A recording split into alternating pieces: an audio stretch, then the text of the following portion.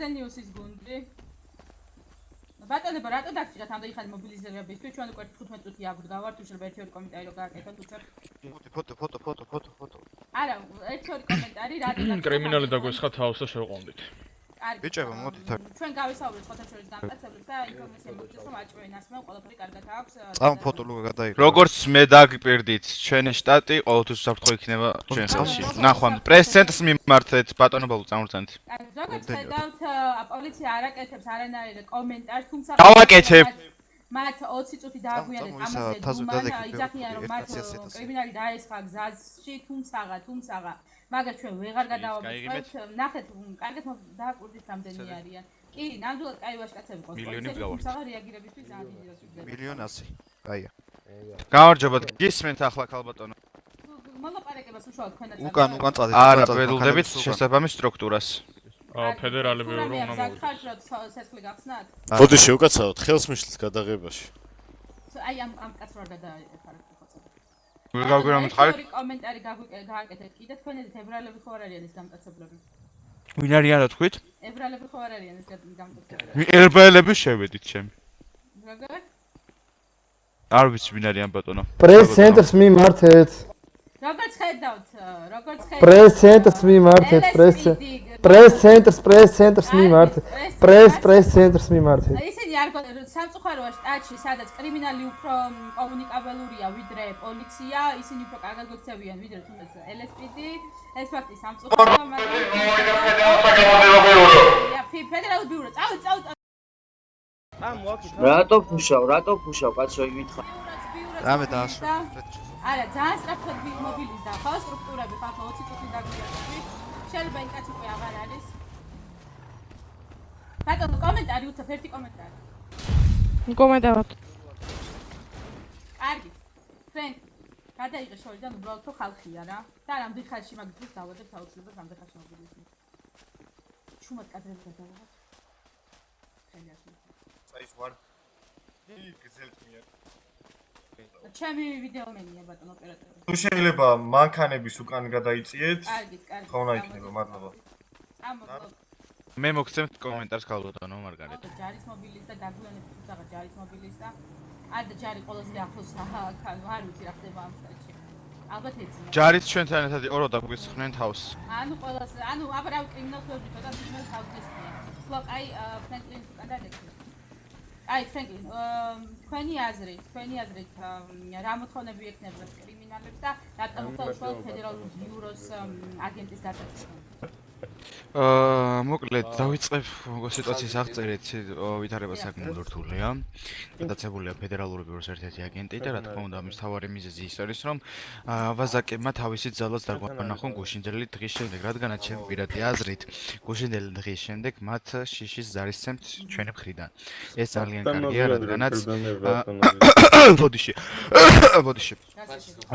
რადგანაც ალბათ გახსოვთ ჩემი პირობა, რომ სტატში აუცილებლად დაისადგურებდა სიმშვიდე. რის შედეგადაც ჩატარდა საკმაოდ დიდი სპეცოპერაცია და კამერა თვალში ნუ გამარტყით, გენაცვალე. რის შედეგადაც ჩატარდა სპეცოპერაცია და დავანახეთ ჩვენი ძალაც. გარდა ამისა, როდესაც ეს ყველაფერი მოხდა, ალბათ მოქალაქეებმაც იგრძნეს ის გრძნობა დაეუფლათ, რომ ჩვენ სტრუქტურის, ძალოვანი სტრუქტურა საკმაოდ კარგად მუშაობს. ბატონ ლუკას გესმით? უზრუნველყოფთ 5 წუთით ბატონობა, უზრუნველყოფთ მას. ყოველდღე ინტერვიუები დამღუპელი რის შედეგადაც რა თქმა უნდა მიმართეთ პრეს-ცენტრს. კრიმინალური სტრუქტურები საკმაოდ გაღიზიანდნენ და ჩაიდინეს დიდი ავაზაკური ექმედება, როგორც იყო ფედერალური აგენტის გადაცემა, რის შედეგადაც ჩვენ აუცილებლად დავიხსენეთ მის პიროვნებას. შეიძლება მიზეზი ერთ-ერთი იყოს ის, რომ დაგვანახონ მათი ძალა, მაგრამ ჩვენ რა თქმა უნდა არ გვეშინია და ყოველთვის ნებისმიერი პიროვნება მით უნდა იყოს ეს მოქალაქეც კი გავათავისუფლებთ, მოვალეხავე. გავათავისუფლებთ მას და როგორც ასევე გავანახებთ კიდევ ერთ ჩვენ ძალას. დანარჩენ საკითხზე მიმართეთ პრესს. მადლობა ლუკას ბიმოტე.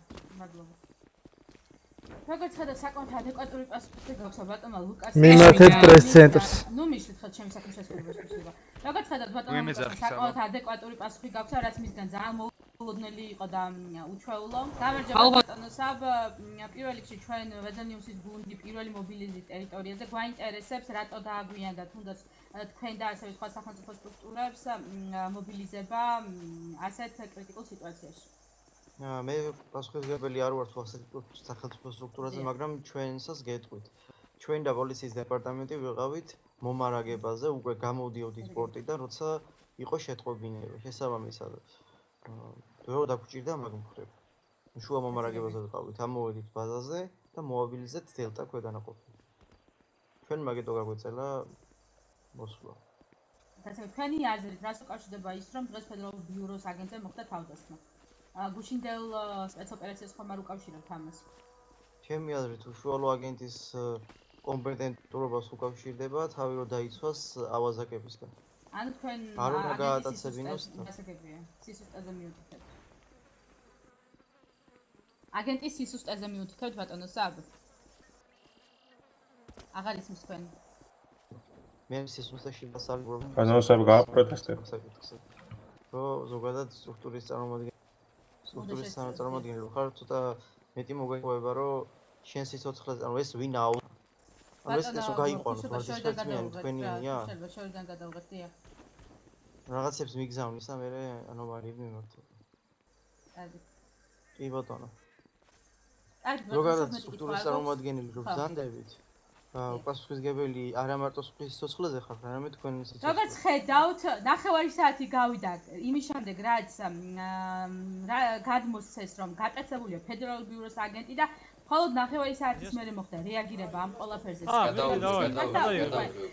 ამდენი ხნის განმავლობაში ჩვენ ველოდებოდით, რამდენიმე კომენტარიც გააკეთეს, მაგრამ საფუძვლად ხედავთ, რომ მოლაპარაკებაზე ახლა შევიდნენ ისინი. თქვენ ბატონო ფრენკი მე გადამიღე. თქვენ იმასაც კარგად ხედავთ, რომ ჯარის ბატონმა საბჰენესმა პირდაპირ განაცხადა, რომ სახელმწიფო სტრუქტურის წარმომადგენლებს უნდა შესწეუდეთ ძალა თავი დაიცვან და ცოტა არ იყოს რაღაც ისეთი ტონით იყო ეს საუბარი, თითქოს და მას ადანაშაულებდა ბატონ სპენსერს იმაში, რომ თავი ვერ დაიცვა და ავაზაკებს უფლება მისცათ, რომ გაეტაცებინა, გატაცების უფლება მისცა ავაზაკებს. ჩვენ უშუალოდ რჩებით ტერიტორიაზე და აუცილებლად გავაშუქებთ ყველა მოვლენებს.